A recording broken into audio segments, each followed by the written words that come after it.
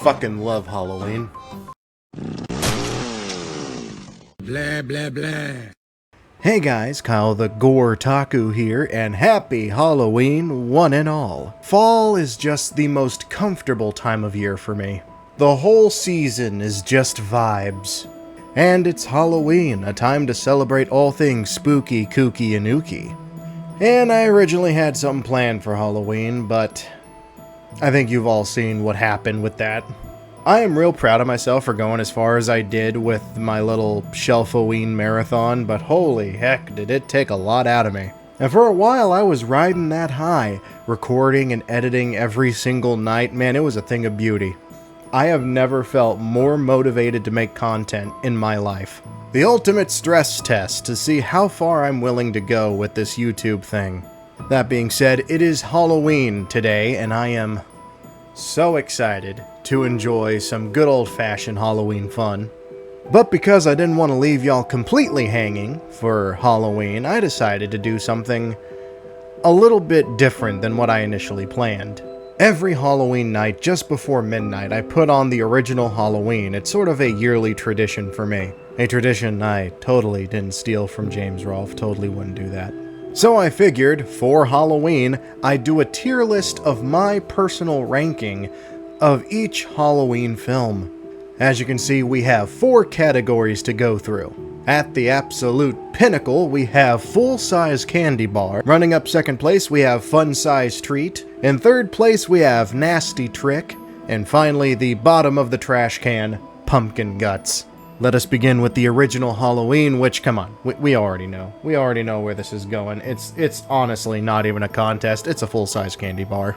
Halloween is the pinnacle indie classic. Not a cult classic, an absolute classic. A film that also contributed to the slasher boom of the 80s.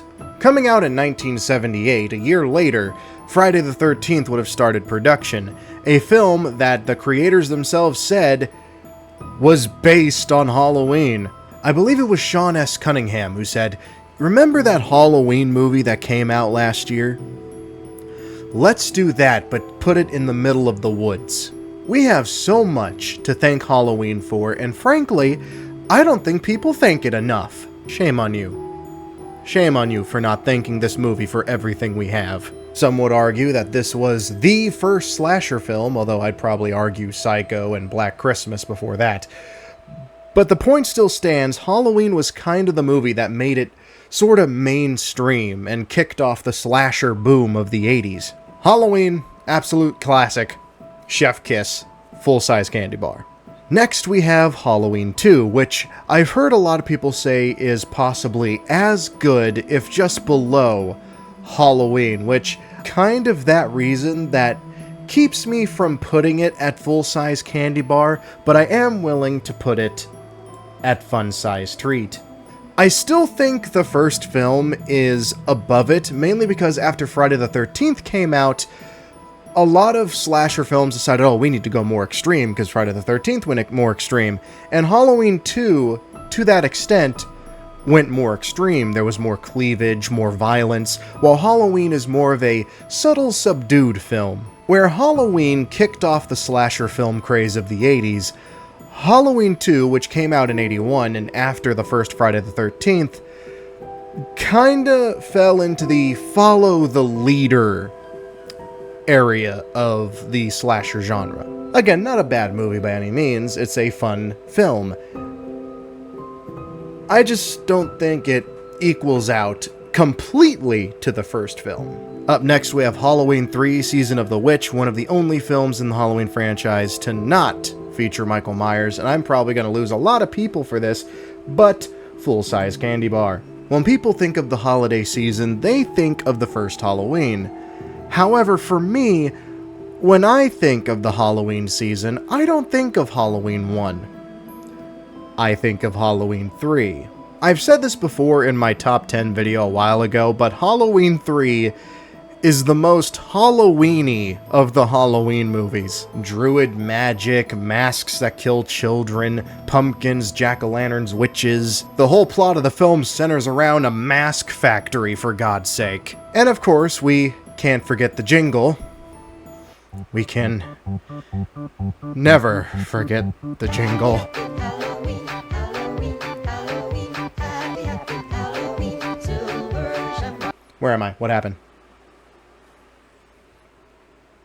Am I good? Are we good? Is everyone good?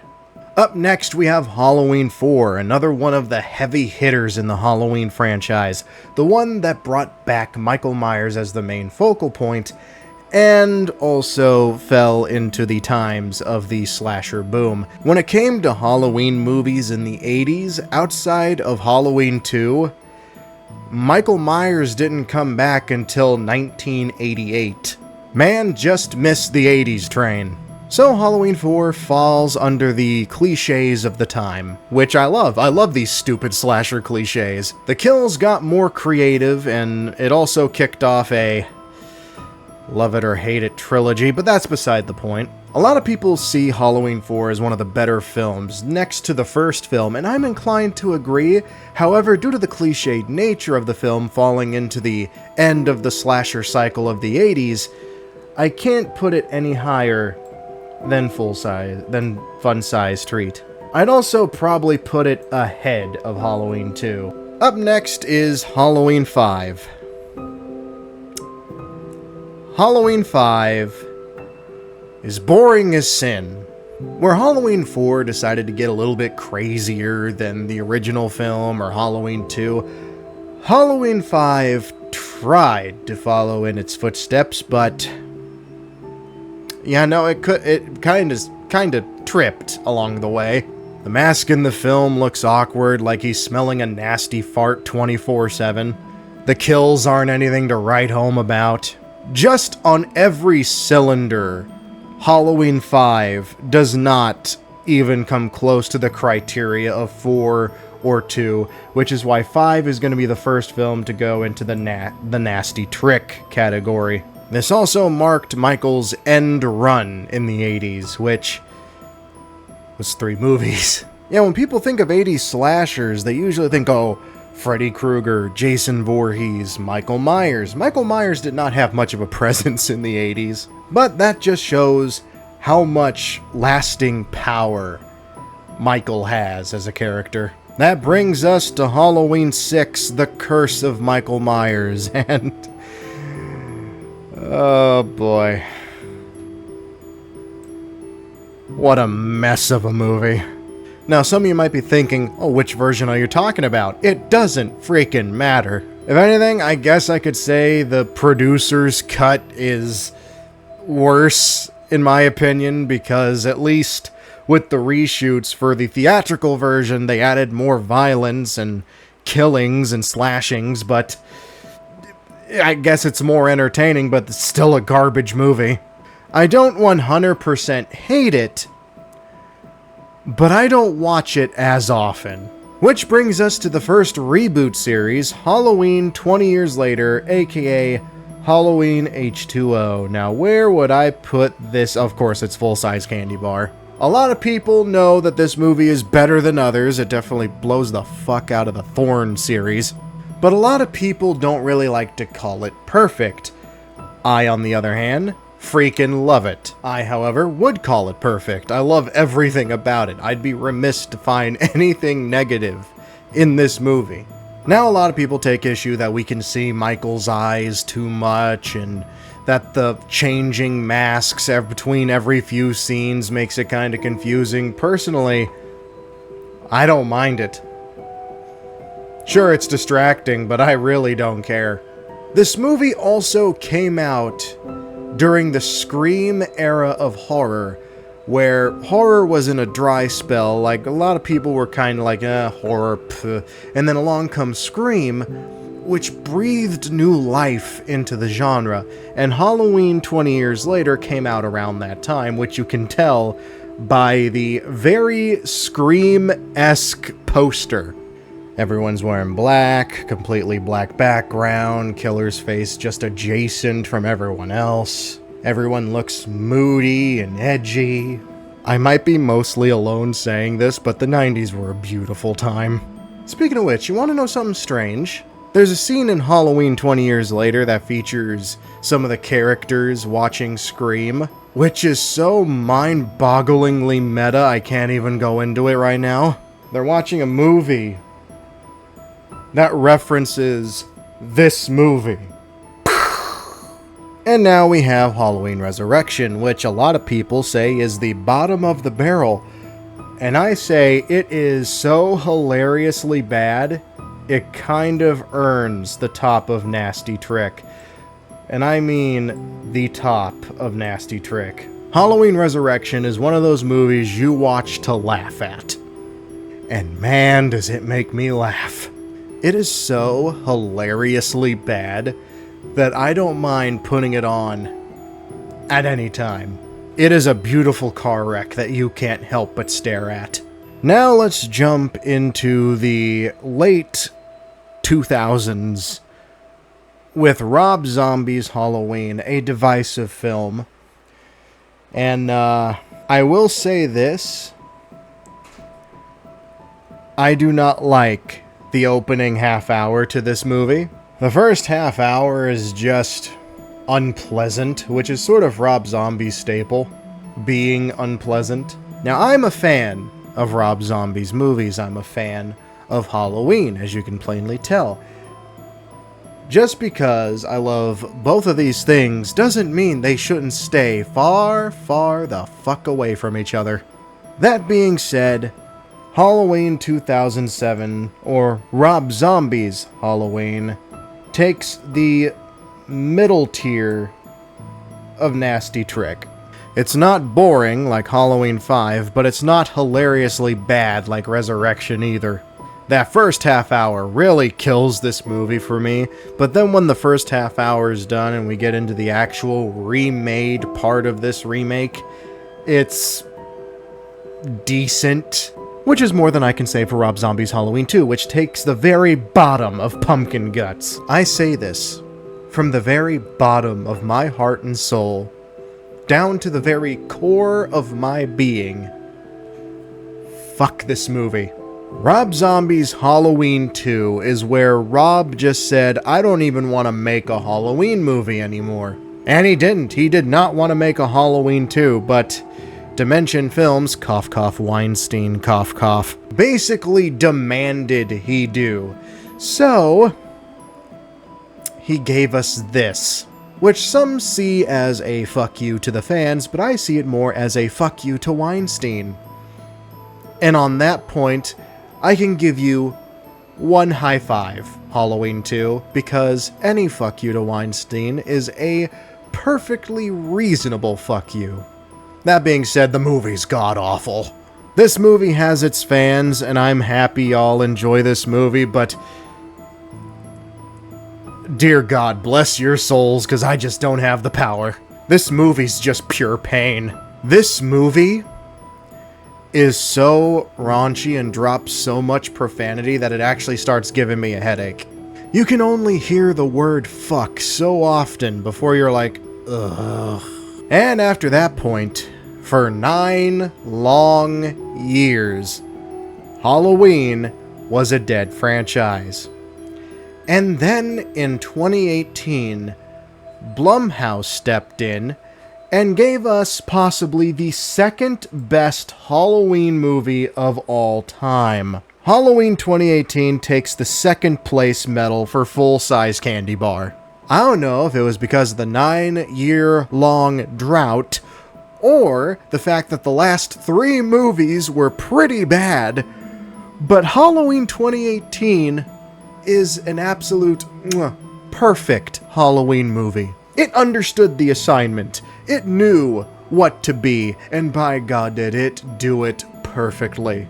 2018 is another requel in the same vein as Halloween 20 years later, but where Halloween 20 years later follows after Halloween 2, Halloween 2018 follows after Halloween 1.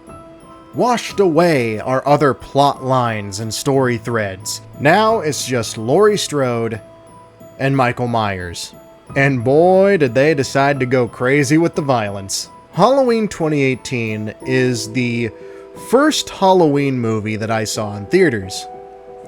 And it still remains to this day the only Halloween movie that I saw in the theaters twice. Once opening day, again on Halloween night. And then after Halloween 2018, after about, I think it was like 4 months, I think, it was then announced that Blumhouse was going to turn Halloween 2018 into a trilogy with Halloween Kills and Halloween Ends. Halloween Kills earns its name because that's basically all the movie is. The film is basically just a camera crew following Michael Myers as he goes around Haddonfield, going kill after kill after kill. Pretty sure Halloween Kills has the biggest body count out of all the Halloween films. It's been a while since I watched Dead Meat's video on Halloween Kills, but I'm pretty sure I might be right on that front. There's not so much in terms of plot. There's a little bit of plot, but it doesn't really go anywhere. Because the plot isn't really the focus. The focus is Michael going around killing people, which is why it's called Halloween Kills. Now, a lack of plot is usually what hammers the nail for a film, but for me, it gives me kinda what I wanted, and that was more bloodshed in the same vein as 18's, and it keeps the same style of grotesque. It's also intentionally and unintentionally funny. Like how everyone in Haddonfield is the worst freaking shot I've ever seen in my life. There is a scene where someone literally accidentally shoots themselves. That is a special breed of stupid.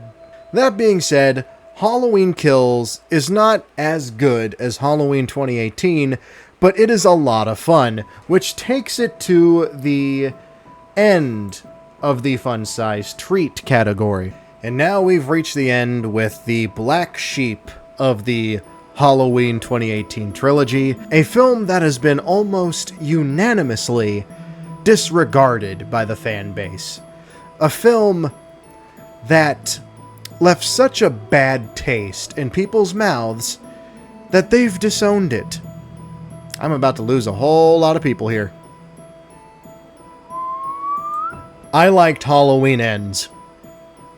There, I said it. I feel guilt-free. I don't care. I think what people fail to recognize is that in the 2018 trilogy, Michael Myers isn't fueled by some satanic force or is unstoppable. He's just a really big, really angry dude. He's human. And the creators of this trilogy wanted you to know that he is, in fact, human. And in that time, Michael has been shot, stabbed, beaten, burnt, lost a few of his fingers. The man's been absolutely mutilated. And because Michael is fucking human and has absolutely no healthcare whatsoever, he's basically an old man riddled with infection that is very fatigued and worn out. I mean, the man has mold growing off of his fucking face. That can't be healthy. And so a lot of people were upset that Michael was slower and not as spry as he was in the past 2 films. I wouldn't be either. But let's cut to the real issue that people have with this movie, and that is Corey Cunningham. And I'm here to say, I'm a Corey Cunningham supporter. I think Corey's story was fascinating and interesting, a contrast to Michael's born evil to Corey's nurtured evil. There was also a lot of people confused about Michael letting Corey go after essentially trying to kill him, thinking, what, did he just transfer his evil? No. Fucking no. Evil recognizes evil. Michael saw that evil in Corey, so Michael's like, you have a future, kid, and let him go. Cinematography, great. The script, well written. Overall, in terms of being an actual film, I enjoyed it. And I don't feel guilty about it. I'm a firm believer that given time, Halloween Ends will experience a Halloween 3 effect where people will revisit it and think, you know what? This movie wasn't that bad. I can smell the molding of cult classic growing upon it. And that's my tier list for the Halloween franchise.